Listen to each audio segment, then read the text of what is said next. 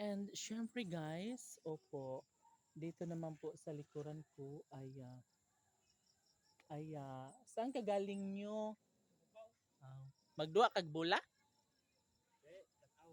Ah, so syempre guys, sa likuran ko ay aanuhan pa to. Lalagyan pa to ng mga pabahay papunta doon.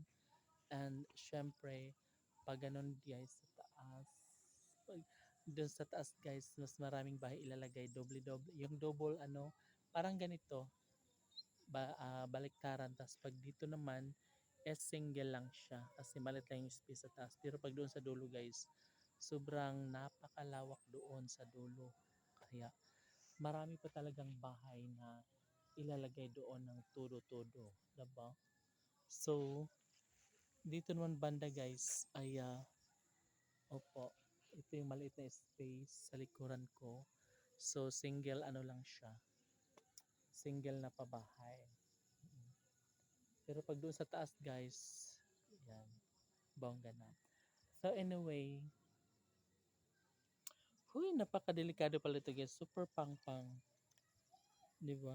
Mataas siya guys ha. So, ngayon ko lang siya napansin ng todo-todo na nandito pala ako sa bangin. So sa kakadaldal ko, yan, na-notice ko na nandito pala ako sa bangin ngayon. Di ba? Di ba guys? And so hindi naman tayo naging malikot dito guys. Nag-stay lang tayo. Ganyan-ganyan lang. Stipot lang. Yan o yung paa natin na dyan lang siya lagi nananatili. And of course, dito, ayan guys, oh, kita nyo guys, mataas yan ha.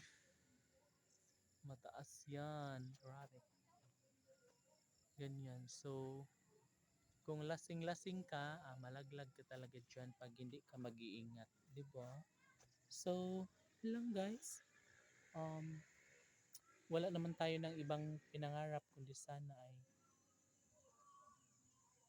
matapos na lahat yung pabahay natin dito guys kasi ito lang naman yung makapagbibigay saya sa atin na one day ay matapos na lahat ito na sana ay magkaroon na ng mga malilipatan na bahay ang ating mga kapitbahay. Siyempre tayo guys ay maghintay na lang din tayo soon na mabigyan din ng mga pabahay na katulad nito. 'Di ba? So 'di ba, sobrang perfect siya guys and I love it.